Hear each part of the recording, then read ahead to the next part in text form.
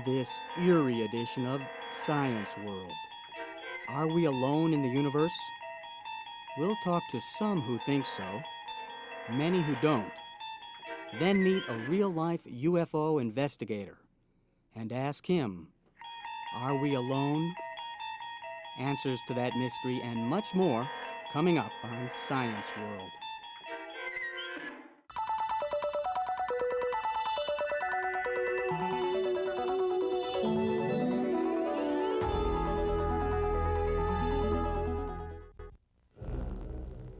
Many swear they've seen them, ridden them, even been abducted by them. Others have dreamed them up, faked them, and know darned well there's no such thing. And while their existence has not been proven, there is no doubt flying saucers, unidentified flying objects, space aliens are a great curiosity. In addition to books and movies and film clips, there are well over 600,000 internet sightings of UFOs. Proof positive, not that extraterrestrials exist, but that many on Earth believe they do. So if there are intelligent beings in the universe, one obvious conclusion might be that we're not among them, or that we human beings are apparently not worth contacting. There is also the possibility, as we scan the sky, that signals have come from other worlds and our technology is too primitive to find them among the inherent noise of the universe. American University astronomer Richard Berenson.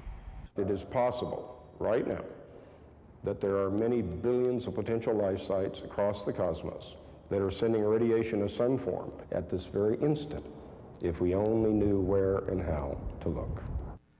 A valid scientific search of the skies continues from Earth unabatedly at the SETI Institute.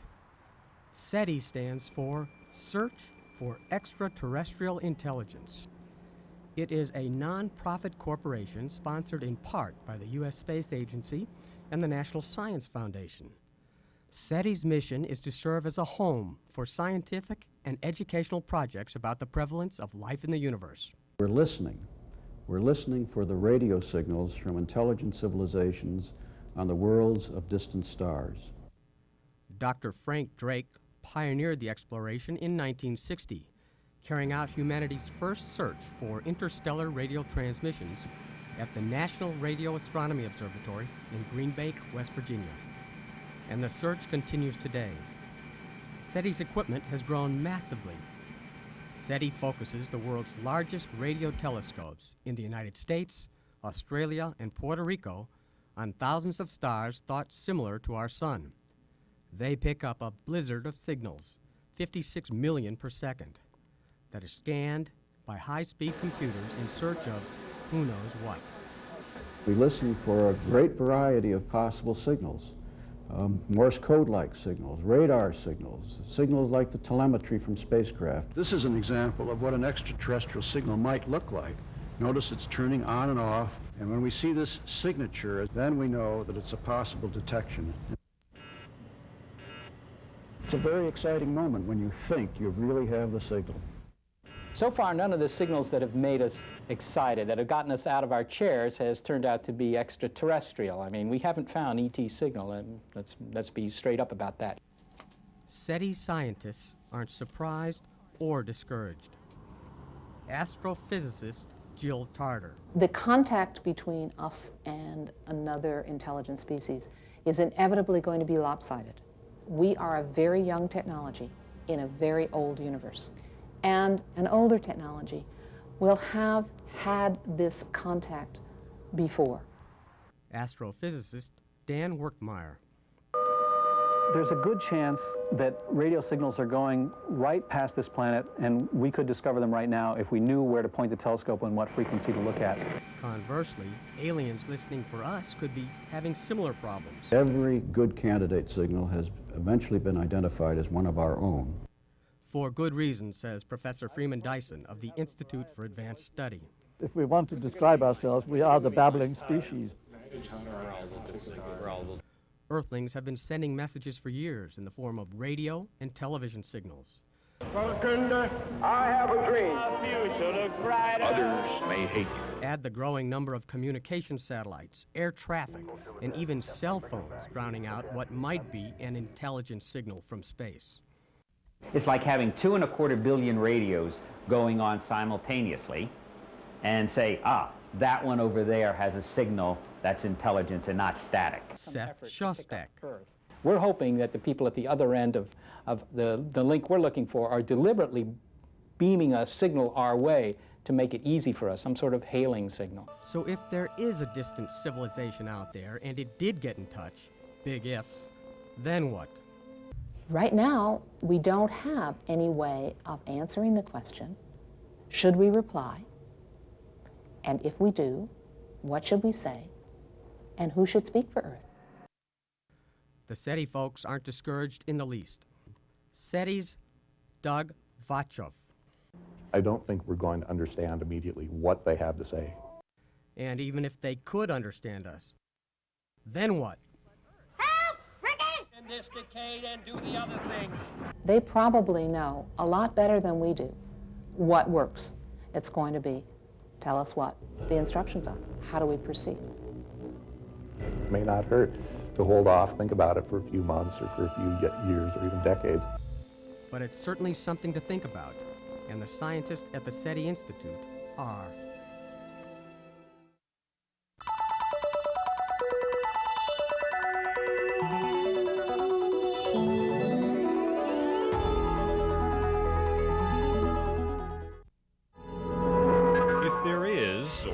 Was life on Mars. It's clear now from the U.S. Pathfinder mission we're not going to find what we'd hoped to find, sophisticated creatures you could sit down with and talk to. Instead, any life on Mars will probably be very small and very simple, like these bacteria. What kind of conversation can you have with bacteria? Well, a pretty good one, because if that little rover on Mars turns up a fossil, we might be looking at our great-great-great-great-great-grandparents. After all, who says life in our solar system began on Earth? Could it be that our ancient ancestors might have started life on Mars or Venus, and then somehow bounced to Earth like the Martian rock discovered in Antarctica that may have fossils in it? It was on Mars until a meteor smashed it into space, where it drifted for a few million years until it got pulled into Earth. If a rock can go from planet to planet, could it carry something inside? Go from Mars to Earth and land and get out and start a whole new life? That might have happened, except for one big problem. These rocks can float around for 100 million years before reaching Earth. Could any creature live that long? Nobody thought so until California professor 𝗬𝗠𝗣𝗏 decided to examine a 25-million-year-old bee frozen in amber to see if anything in the bee was still alive. He cracked through the amber to get a bit of bee tissue. It turned out the little bacteria in the bee did wake up after a 25-million-year sleep. Those little jiggly creatures are ancient bacteria come alive. So it is possible for a microbe to hibernate for millions of years and maybe even survive solar radiation and hot temperatures. Which then leaves the big question, did all of us who live on Earth, did we start here or bounce here?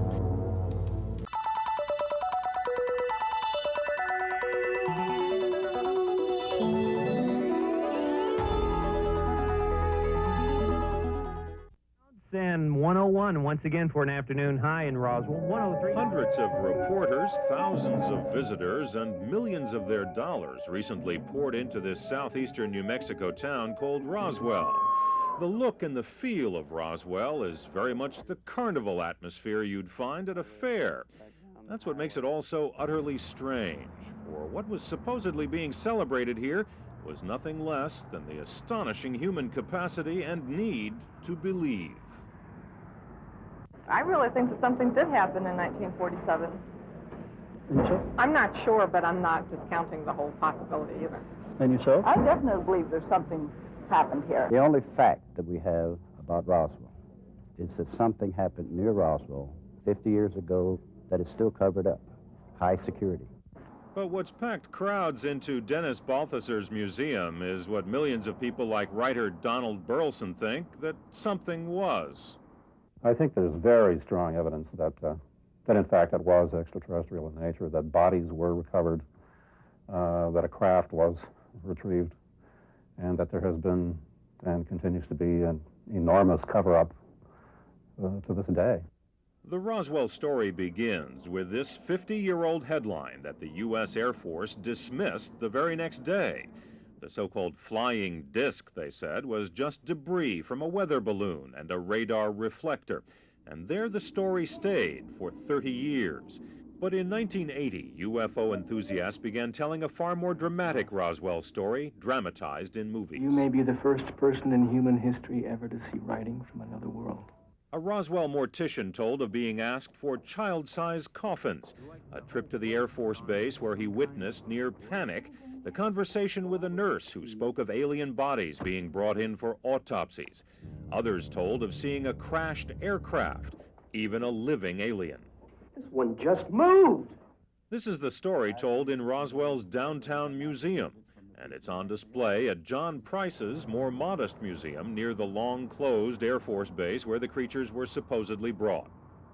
All the wreckage was taken right out here to the Roswell Army Airfield. The pieces, the saucer, the bodies, the whole works was taken to this base just a few blocks from here. Don't trip over a cactus. 𝗠𝗣𝗡 is a rancher who now owns the land where one witness said he saw a crashed saucer with dead and dying aliens. Even many of those who believe the alien crash story doubt that anything at all happened at this site. But the Torres family was curious enough to drive 12 hours from Kansas City to see for themselves. I really believe it happened. I believe the government does hide things from their citizens. I don't think that we're all that stupid. We're confident once the report is out and digested by the public that this will be the final word on the Roswell incident. Recently, the Air Force released a report on Roswell, repeating its assertion that the debris found was from a top-secret experiment to detect Soviet atomic tests.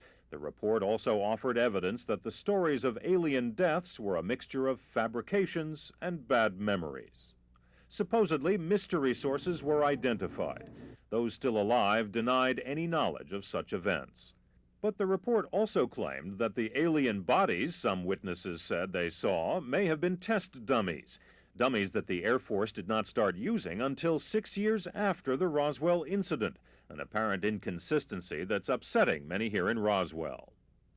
To us, basically, I think it's the biggest insult to the intelligence of the American people in many years. Why do they wait 50 years and then finally tell us? Yeah, and then if they're just dummies, why should they cover it up? Kent Jeffrey, a commercial airline pilot, wrote a petition called the Roswell Declaration that urged the government to open its UFO files. I even considered the possibility that the Roswell incident was indeed a real UFO. When Jeffrey obtained the files, he learned that top military officials back in 1948 had no evidence of UFOs and, in fact, were hoping to find such evidence. A Colonel Howard McCoy, who was Chief of Intelligence for Wright-Patterson Air Force Base, stated if only one of these would crash in an area where we could recover it and find out what they are, words to that effect. And what happened when Jeffrey published his findings? I was surprised by some of my friends, really, for all intent and purpose, totally disowning me because I was no longer towing the party line. There is a powerful hunger to believe in life on other worlds, and that hunger is being constantly fed. Bookstores are filled with allegedly eyewitness accounts of sightings and abductions. The whole notion that we are connected with something larger, in any case, I'm glad that we're finally sort of coming into a time when we can all sort of look at that rather differently than we did, let's say, in 1947, and say, well, maybe it's time, maybe it's time that we connect, because it would be truly not only remarkable, but frankly a little appalling if we were indeed alone in the universe, don't you think? So what was being celebrated here then may well be neither science nor science fiction, but faith.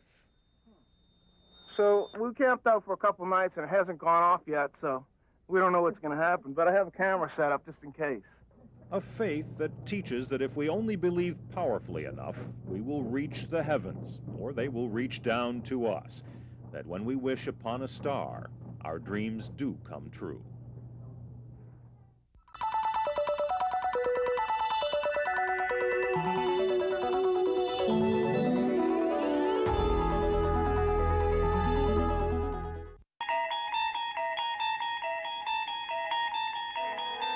Washington, D.C. is a place of politics and media events, press conferences, and congressional hearings. Despite all that, much of what goes on here is a mystery. So when a credible-looking group from across the country came here and announced, "We are not alone," we listened.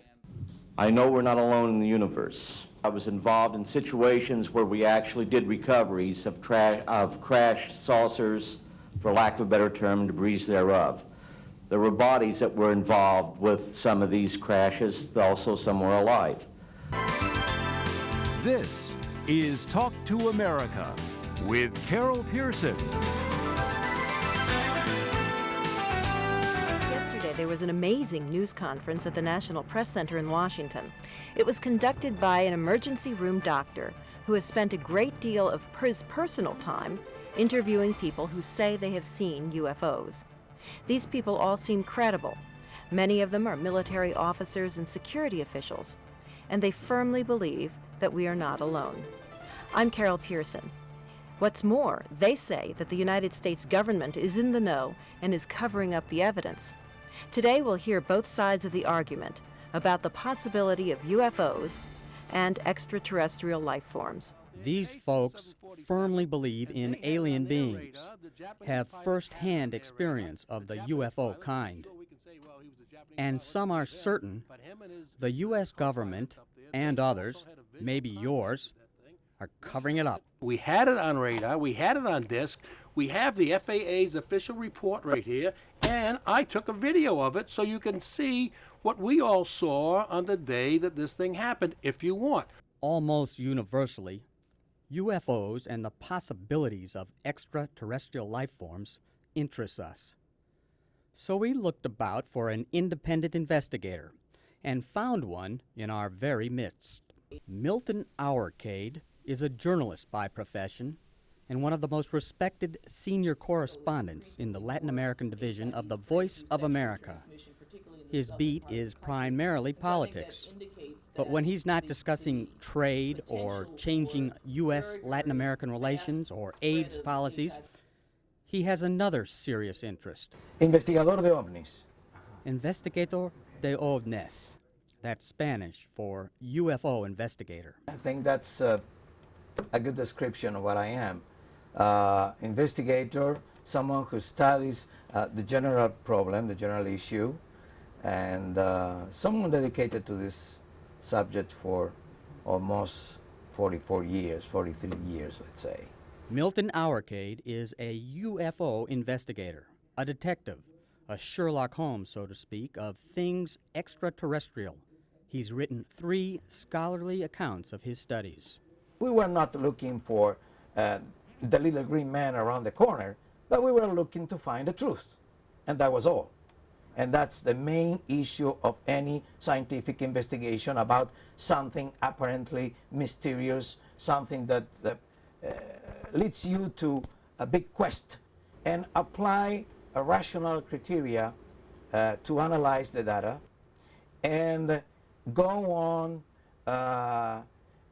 having in your mind always what is called the Occam's razor. Also called the law of economy, a maxim in science that the simplest hypothesis is most likely to be correct. It's a tool for getting to the truth. An epistemological approach according to which you go from the most possible to the most impossible hypothesis. I see. Step by step.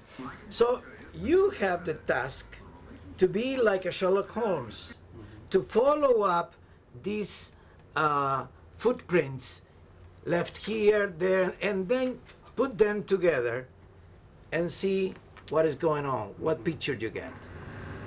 I'm beginning to see the pattern. Stop now. Milton, repeatedly stresses the importance of the scientific nature of his queries. He's personally investigated hundreds of UFO reports. They all begin with an interview. Tell us what happened. That's the first question. And let the witness say, oh, what happened. And then you start with step-by-step particular questions, mostly to clarify things that are not very clear from the first statement. Let's say that the person say, well, I see a kind of a structure in the air. It was not just a point, it has a size, a considerable size, and colors and this and that. You won't suggest, well, colors. You won't suggest, for instance, and did you see windows? Or do you see antennae? Or the kind of things that can lead the witness to things that really were not seen. Mm-hmm. One thing is that I saw a light. Well, maybe it was a planet. That's simple. But if someone comes with, I saw lights in my farm, and the following day there appeared these marks in the soil, but that's a different thing. In this case, a ring was found on the soil beneath what some said was a flying saucer. What did that turn out to be, or what was the story It turned out to be the natural reproduction of fungus, of a certain kind of fungus. When you take samples, you take double sets of samples, and if it's possible, you give them to different institutions. And the conclusion was very clear. Well, fungus, no doubt about it. But that was just one case. Really how many dedicated. investigations? Probably 250 to 300 UFO reports. Again, I had to ask. The first thing I want to emphasize, I'm talking about this my personal experience. What I did know firsthand, working myself. What have you found? It comes after all this hard work done very consciously along these 4 decades and something. And what I can say from my experience is... Now remember, Milton is a radio man. If you put it in terms of communications, the ratio between noise and signal was enormous. There was a big noise and a little bit signal. It means that from 100 UFO reports, well investigated, we come to the conclusion that 98.5 to 99% have very plausible explanations. Now that leaves a tiny but 1 to 1.5% of unexplained phenomenon. In his third book, researched in the United States, he explains, like a Sherlock Holmes again, that 1%, 1.5% that is left unexplained could be perfectly attributed to, first, some natural phenomena that scientifically was not known until the end of the last decade. Second, 2 top secret experiments and top secret operational missions, particularly referred to, but not exclusively to, activities of reconnaissance. His other argument is that these sightings are something of a Cold War phenomenon. After the Berlin Wall came down in 1989, it's a symbol of the end of the Soviet Union, and then the end of the tensions of the Cold War, and a new world that comes out after that. There's no more need to go on with this issue of UFOs. Was there a cover-up? Yes, there was a cover-up, but the cover-up was totally different of what is generally said. It was not an official cover-up of extraterrestrial beings doing something among us. It was a cover-up of what some human beings were doing in relation to other human beings. So why then do these credible individuals and an estimated 50% of the thinking population still think that just maybe we're not alone? Something that you can pick up in hundreds of cases is what I will call the conditioning of the human mind. With all the books, TV shows, and films about extraterrestrial life. There's no recovered spaceship. Excuse me, Mr. President. That's not entirely accurate. And because we've all been fascinated by the possibility, Milton explains there's a little bit of doubt and wonder in all of us. Some people get impacted by this. Really, the power of suggestion in terms of the human mind is very, very powerful. That said, I had to ask, do you believe? Of course, I don't need to believe. They are, of course, unidentified flying objects, not extraterrestrial, aerial, or aerospace vehicles, which is something totally different. And what if one lands in your backyard? Well, I'd be more than pleased to welcome them if one day they decide to say, well, let's make a visit to these earthlings there. Who better to visit than Milton Our Cave?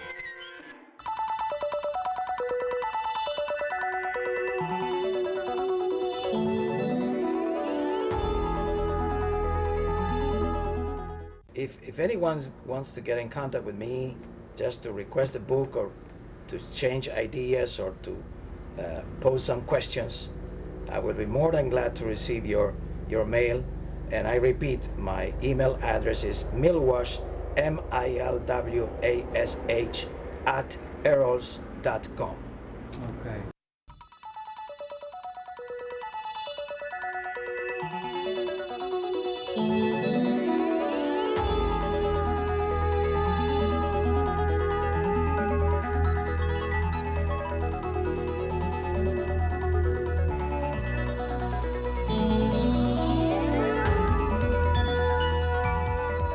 Thanks for watching. Please let us know who's watching. We'll try and respond to all your comments and questions.